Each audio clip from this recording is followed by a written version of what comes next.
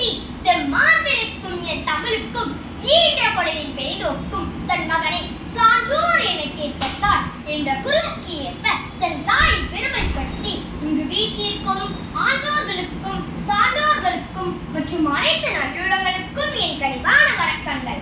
என் பேர் மாவிதர்ஷனாஸ்ரீ. கட்டளை தோறும் மலர்க்கேணி மாந்தர்க்கு கட்டளை தோறும் அறிவு என்ற குரலுக்கு ஏற்ப நாம் எந்த அளவுக்கு நூல்களை கற்கின்றோமோ அந்த அளவிற்கு நம்மால் முழுமையான அறிவை பெற முடியும். அத்தகைய அறிவு நிறைந்த நூல்கள் நிறைந்திருக்கும் இடமே நூலகம். நமது அறிவின் சாரம். நூலகங்களே மனிதர்களை மேன்மை உள்ளவர்களாக மாற்றுகிறது. அறியாமையை அகற்றி அறிவுரைகளை வழங்கி அறிஞர்களை உருவாக்குகிறது. மகாத்மா காந்தி, அண்ணல் Ambedkar, Abraham Lincoln, Lenin, Nelson Mandela, Karl Marx, ஏவுகணை நாயகர் அப்துல் கலாம், அறிஞர் அண்ணா, ஆர்.எஸ். ரங்கநாதன், சுவாமி விவேகானந்தர் இப்படி பல அறிஞர்களை உருவாக்கிய பெருமை நூலகத்தையே சாரும். இங்கு படிக்கும் ஒவ்வொரு புத்தகமும் வாழ்க்கையை கற்றுத்தரும்.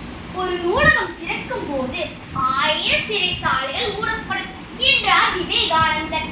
இந்திய நாட்டின் மக்கள் கையில் அதிகாரத்தை தந்து சமமாய் வாழ வழிவகுத்தது அரசியலமைப்பு. அதை உருவாக்க அம்பேத்கருக்கு பக்கபலமாய் இருந்தது இந்த நூலகம் தானே.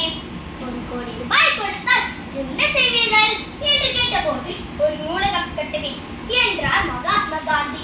பள்ளி கல்லூரி மாணவர்களுக்கு ஒரு நல்ல கல்வி கூடமாகவும், கலை, மருத்துவம், சட்டத்துறைக்கு ஒரு நல்ல வழிகாட்டியாகவும், விஞ்ஞானிகளுக்கு ஒரு நல்ல ஆராய்ச்சி கூடமாகவும், நாட்டின் முக்கிய அச்சுப்பறிப்புகள் மற்றும் பலகால சுவடிகளை பாதுகாக்கும் ஒரு பெட்டகமாகவும், கிராமப்புறம் மற்றும் ஏழை எளிய மாணவர்களின் அரசு பணிகளை நினைவாக்கும் ஒரு ஆசானாகவும் அப்பப்பா இப்படி அடுக்கிக் கொண்டே போகலாம். இந்த நூலகத்தின் மாறு வேடங்களை பற்றி சீரியா நாட்டின் உள்நாட்டின் போரின் போது ரகசியமாக உருவாக்கப்பட்டது தராயா நூலகம்.